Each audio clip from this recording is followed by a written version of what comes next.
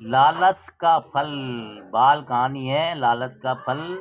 प्राचीन काल में सीतारामपुर नामक एक गांव था। उस गांव में एक वृद्ध दंपति रहा करते थे। लकड़ियां काटकर वह किसी तरह अपना गुजारा करते थे।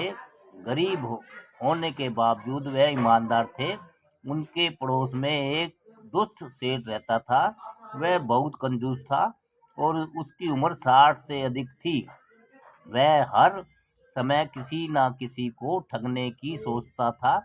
और वृद्ध दंपति हमेशा भगवान के भजन में लीन रहते थे। एक रात उन्हें भगवान ने दर्शन दिए और पूछा क्या चाहते हो भक्त। वृद्ध ने दीनता से कहा, भगवान, अधिक उम्र होने के कारण अब लकड़ियां नहीं काट पाता हूँ।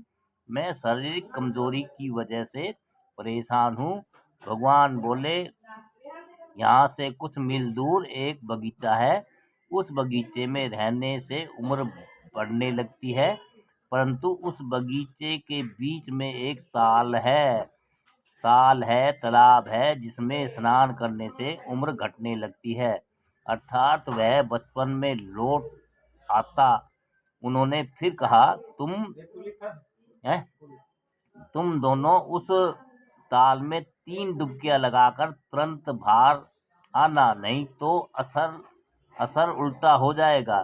दूसरे दिन वृद्ध दंपति उस ताल में 3 डुबकियां लगाकर तुरंत लौट आए। डुबकी लगाने के कारण वृद्ध दंपति युवा हो गए। जब सेठ ने यह देखा कि यह युवा हो गए हैं तो वह मन ही मन जल भुन गया। वह उनके पास नया और युवा होने का रहस्य पूछा। सीधे साधे वृद्ध ने सेठ को सच सच बता दिया। अगले दिन प्रातः ही सेठ उस बगीचे की ओर चल पड़ा।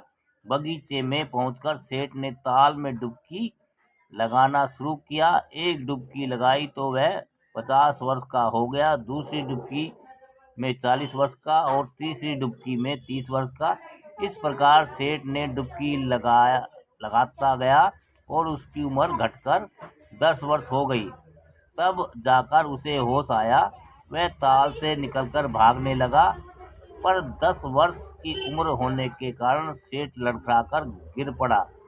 देर तक बगीचे में रहने के कारण उसकी उम्र घटने लगी।